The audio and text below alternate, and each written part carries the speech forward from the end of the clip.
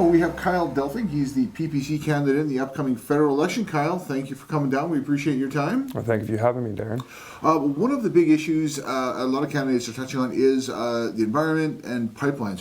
Where do the PPC stand on climate change and the pipeline issue?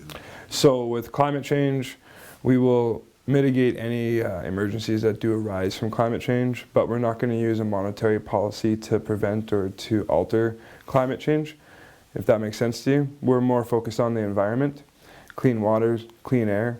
Right now what we have in this country is about 215 billion liters of raw sewage and other waste going into waterways. And People's Party of Canada wants to concentrate on cleaning that up because we feel that if we have a clean environment, it'll be easier to, enjoy our parks and everything else.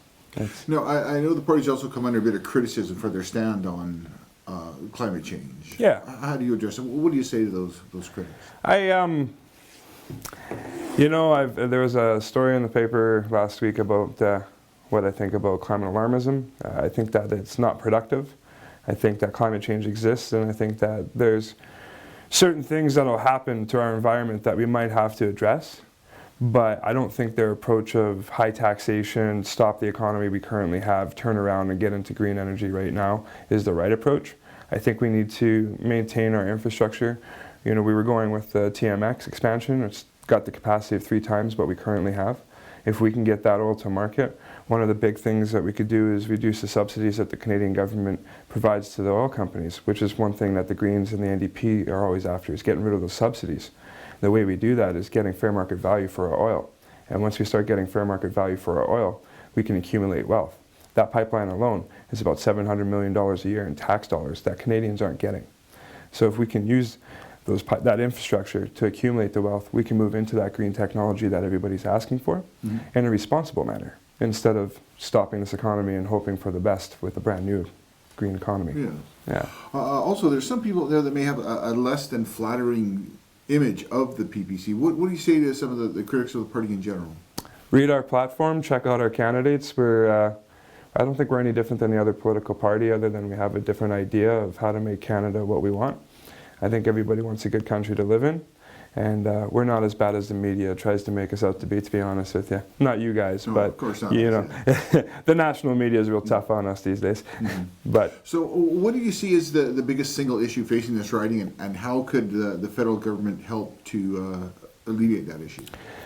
Between cost of living, cost of operating a business, and finding really, really good employment around here, I think we need to focus on the economy. We need to focus on tax measures that will incentivize people to open small businesses again, because small businesses are #1 employer. It's not huge corporations.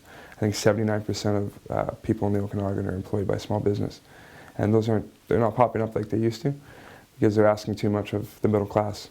So I think with our tax structure, going into flat tax, removing 3 of the 5 tax brackets, we're going to incentivize Canadians to save more. We're going to give them the freedom and mobility to spend more on where they want to spend it. Other parties are saying, here's a tax credit for your family if you send them to the park or camping or to hockey.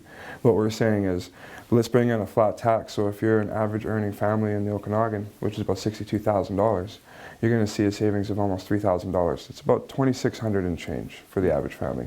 And you can do what you wish with that money, because it's cold hard cash, it's not a tax credit.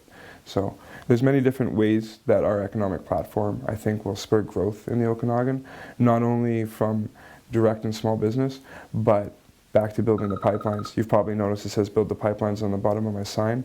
What that means to me is rebuild our economy, because out west here we had a lot of people that came from the energy sector that would retire early here in the Okanagan and open up small businesses, and that's what spurred our economy, and that slowed down in the last 4 years, and it's been noticeable. We're out of time. Thank you for stopping by, Kyle. I really appreciate that. Remember, get out and vote October 21st. Right on. Thank you, Darren. All right, thank you.